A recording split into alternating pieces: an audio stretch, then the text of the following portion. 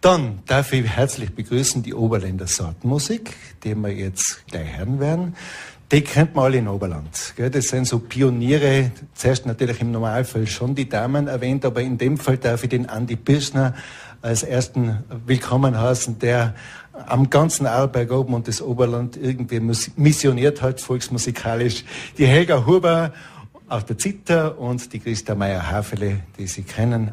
Erstens als freundliche Dame und zweitens natürlich auch als eine der Moderatorinnen unserer Volksmusiksendungen bei Radio Tirol. Ebenfalls herzlich willkommen. Und damit nicht zu viel geredet wird, es hat enkere Gitarren und die Zither bei der Hand, Oberländer Sortenmusik.